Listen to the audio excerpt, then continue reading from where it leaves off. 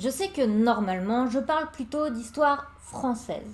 Mais j'ai découvert cette histoire allemande il y a peu et en faisant quelques recherches, je n'ai pas trouvé en fait de vidéos en français. Et d'ailleurs, très peu de documents en français aussi.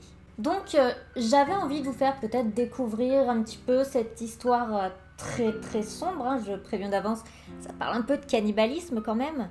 Par contre, excusez-moi d'avance pour toutes les prononciations allemandes. J'ai fait espagnol LV2 et je pense que ça va s'entendre. Mais en attendant, avec mon nouveau générique en plus, c'est parti.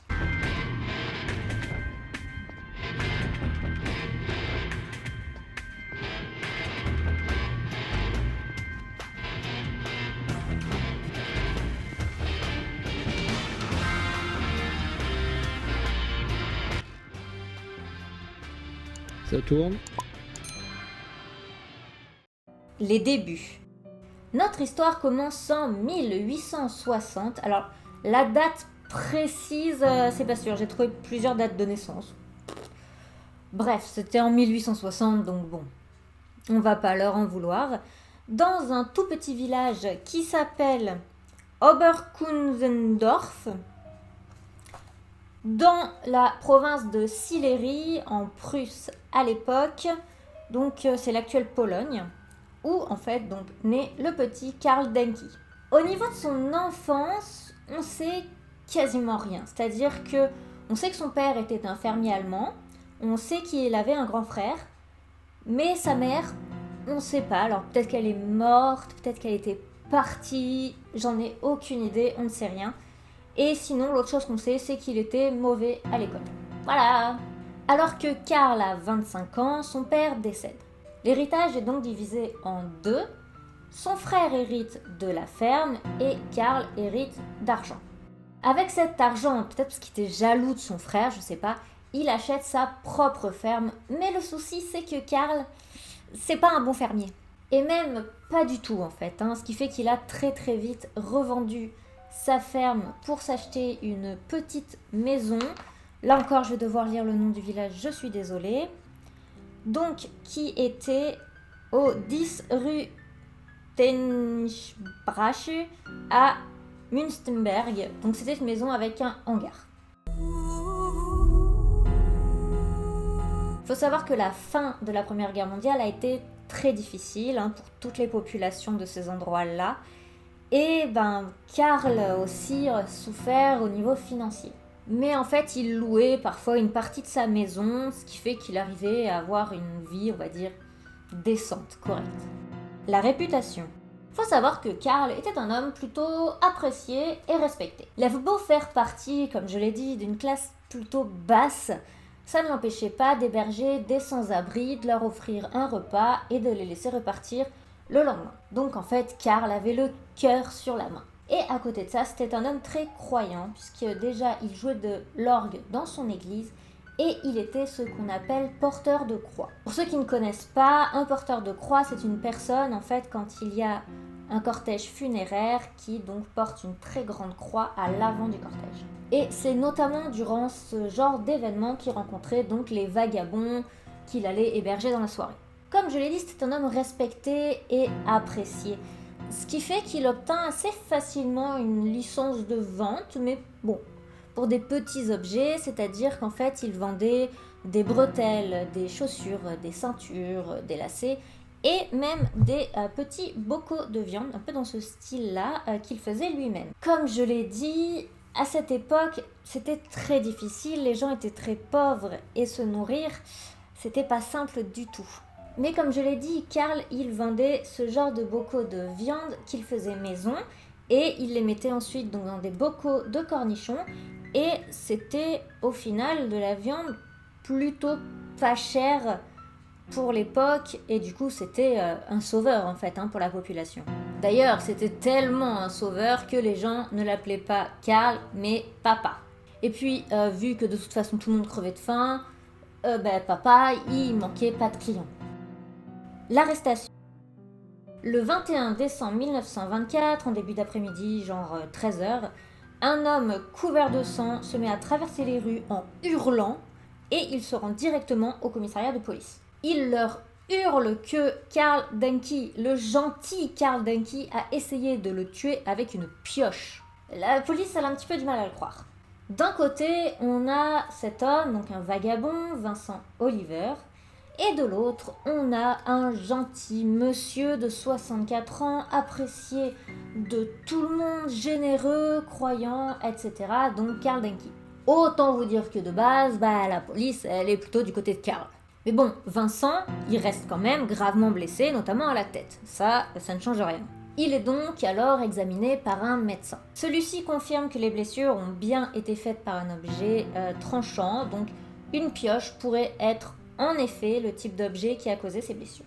La police va quand même faire son travail d'investigation et comme Vincent Oliver avait accusé Karl Denke, ils vont quand même se rendre le chercher, donc directement chez lui. Karl avoue sans problème avoir en effet attaqué Vincent, mais il explique que c'était uniquement par légitime défense puisque le vagabond avait essayé d'entrer de force dans sa demeure. Ça reste une attaque très grave, donc le temps que la police essaie un petit peu de faire le tri dans tout ça, Karl est quand même placé en détention provisoire puisqu'il s'agit quand même d'une attaque qui a causé de graves blessures.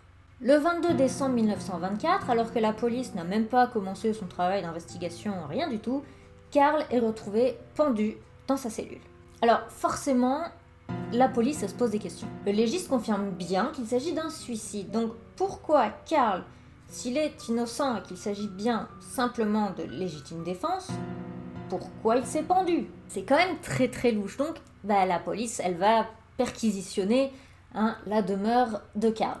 Qui vont trouver je pense qu'ils l'avaient pas imaginé du tout. Celui qu'il prenait pour un gentil et généreux croyant n'était pas tout à fait ça. La vérité sur Karl Denke. Évidemment, ce qui les a le plus choqués, c'est tout ce qu'ils ont trouvé.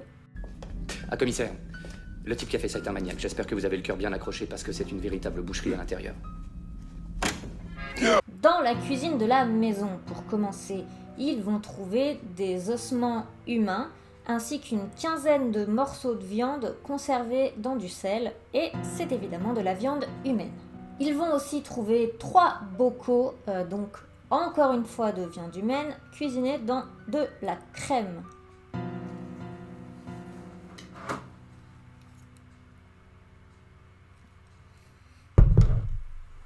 Alors si toi aussi ce soir après cette affaire tu penses que tu vas manger que des légumes, n'hésite pas à t'abonner, mettre un pouce bleu et tout ça.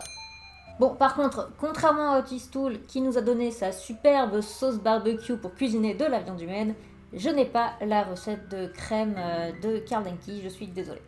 En tout cas, l'un des 3 pots était entamé. Les policiers, évidemment sans preuve, Karl était décédé, se disent qu'il a probablement mangé ce qu'il manquait dans le pot. Sauf que bien sûr, dans l'époque où on était, je pense pas qu'on s'y connaissait assez pour, vous savez, faire une analyse du contenu de l'estomac, pour savoir quand même ce qu'il avait pu manger, etc. Donc, on suppose qu'il a mangé de la viande humaine, mais on sait pas. Et du coup, ils ont supposé aussi que Karl avait vendu de la viande humaine à ses clients. Là encore, la viande avait sûrement été consommée, donc on ne pouvait pas vérifier, mais la théorie est quand même assez horrible à imaginer. Ensuite, ils ont décidé de fouiller le hangar. Déjà, ils ont trouvé un baril avec des os tout propres. Genre comme s'il les nettoyait tranquillement avec sa petite brosse et puis il les rangeait dans son baril. Il y avait des muscles et des tendons qui étaient accrochés en train de sécher. Et autour de la demeure, il y avait évidemment un jardin, mais aussi un étang, et il y avait un bois derrière. Ils ont donc forcément décidé d'enquêter dans tout le terrain. Tout fut passé au peigne fin, en tout cas avec les méthodes de l'époque, je rappelle qu'on est en 1924. Ils ont trouvé des os en tout genre, clavicules, rotules, fémurs, tout ce que vous voulez. Alors du coup, avec ce bazar d'os dans tous les sens, il a fallu essayer de faire des puzzles pour essayer de comprendre, et ils ont trouvé environ 8 corps. Mais un truc assez bizarre, c'est que dans la chambre de Karl, ils ont trouvé un petit sac dans lequel il y conservait des dents. Ça devait être un petit peu des trophées comme beaucoup de tueurs font, et il y avait environ 420 dents. 420 dents, je sais pas si vous êtes doué en maths, moi pas, mais ça fait quand même beaucoup pour seulement 8 victimes. Du coup, là, on est passé de 8 à environ 25 victimes. En plus de tout ça, en continuant leur recherche, ils ont trouvé des papiers d'identité. Et il faut savoir qu'ils ont aussi trouvé une liste sur laquelle Karl avait écrit le nom, la date, le poids et la méthode utilisée pour démembrer les personnes. En tout, il y a 30 noms et évidemment, certains de ces noms correspondent aux papiers d'identité retrouvés. La liste commence le 21 février 1903 avec une femme nommée Ida Launer et elle s'arrête le 20 avril 1924 avec un certain Caspar Hulbach. Il y avait aussi le nom de Vincent Oliver, mais du coup, noté un petit peu trop à l'avance. En tout cas, ça voudrait dire qu'il a tué genre pendant 21 ans, tranquille. Les théories autour de l'affaire. Bien évidemment, la première théorie dont je vais vous parler, c'est le cannibalisme, et donc le cannibalisme forcé, puisqu'il aurait vendu de la viande humaine. Vu le nombre de victimes, et quand même la quantité de viande humaine qui a été retrouvée à son domicile, on peut penser qu'effectivement c'est vrai. Et comme je l'ai dit, aujourd'hui on aurait pu analyser l'estomac de Karl pour voir s'il avait mangé de la viande humaine, mais à l'époque je pense pas qu'on pouvait. Je sais pas exactement où en était la médecine à cette époque, mais je pense pas. Par contre, l'autre chose qui fait qu'on pense que le cannibalisme est avéré, c'est par rapport aux autres objets qu'il vendait. Je ne sais pas si vous vous souvenez, mais en début de vidéo, je vous ai dit que Karl vendait d'autres objets en plus de la viande. Eh bien, ces objets, il a été prouvé que les ceintures et les bretelles avaient été faits en cuir humain. J'ai dit donc tout à l'heure qu'il y avait des muscles et des tendons qui séchaient dans le hangar et en réalité ils servaient à faire les ceintures et les bretelles. Et les lacets étaient faits en cheveux humains, donc très tressés pour qu'on ne voit pas la différence. Vu que les ceintures, les lacets et les bretelles étaient faits à partir d'humains, il y a quand même de très fortes chances que la viande aussi. Ensuite, l'autre question qui se pose, c'est comment il a fait pour tuer aussi longtemps. En plus, bon, je ne suis pas une spécialiste, mais je pense que démembrer quelqu'un en pleine nuit, ça doit être bruyant. Et puis, s'il y a des os dans le jardin, dans le lac, dans la forêt, ça veut dire que le gentil Karl devait forcément se balader avec des cadavres, enfin en tout cas des morceaux de cadavres. Probablement dans un sac, tu te balades pas avec un corps comme ça à bout de bras. Alors, c'est peut-être moi, mais si j'entends mon voisin faire masse de bruit avec une scie à 4h du mat, puis faire des allers-retours dans le jardin avec des sacs, je suis peut-être un peu parano, mais je risque de trouver ça chouïa louche. Il faut savoir que avant Oliver Vincent, il y avait déjà 2 hommes qui avaient réussi à s'échapper, mais on n'a pas de nouvelles de ce qui s'est passé. Et plusieurs fois, il y a des voisins ou peut-être des locataires qui se sont plaints comme quoi il y avait des odeurs terribles des fois chez lui. Mais personne n'a rien dit. Donc, il y a 2 théories qui pourraient l'expliquer. La première, c'est que, je le rappelle, il vendait de la viande pas chère. Donc, si on l'arrêtait, ça stoppait ce commerce de viande pas chère. Donc, peut-être que les gens ont choisi de fermer les yeux sur la provenance de la viande plutôt que de mourir de faim. Et l'autre théorie, c'est que les voisins avaient super peur d'être les suivants. Donc, ils décidaient de fermer leur gueule pour pas finir démembrés. Et la dernière théorie concerne la raison de ces crimes, parce que le cannibalisme, c'est quand même quelque chose de très particulier. Évidemment, comme il s'est suicidé, qu'il n'a pas écrit de manuscrit ou quoi que ce soit, on ne peut pas savoir.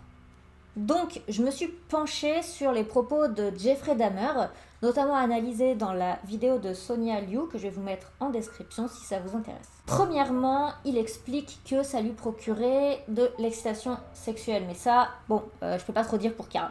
Ensuite, pour lui, il y avait l'idée que manger une personne, c'était de faire en sorte que cette personne devienne un peu une partie de lui, qu'ils étaient maintenant liés à jamais.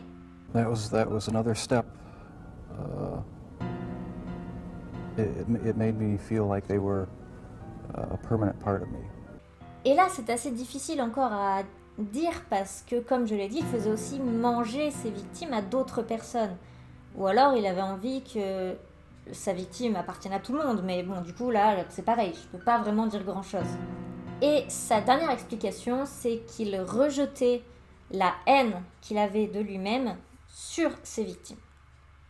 Et ça, c'est intéressant. Je le rappelle, Karl a échoué en tant que fermier, donc peut-être qu'en quelque sorte, il a échoué à nourrir les gens. Et peut-être qu'en ces temps très difficiles, il avait vraiment envie d'aider la population, vraiment envie de leur trouver de la nourriture, de leur apporter quelque chose. Et peut-être qu'il s'en voulait vraiment de ne pas y arriver et de ne pas réussir à être fermier. Et du coup, il s'est tourné vers un autre type de nourriture à offrir à la population et ce serait devenu de la viande humaine. C'est évidemment l'idée la plus retenue puisque, comme je l'ai dit, les autres sont invérifiables. En tout cas, pour conclure cette vidéo, ce qui est très intéressant, c'est que pendant une 50aine d'années, l'histoire a été complètement oubliée.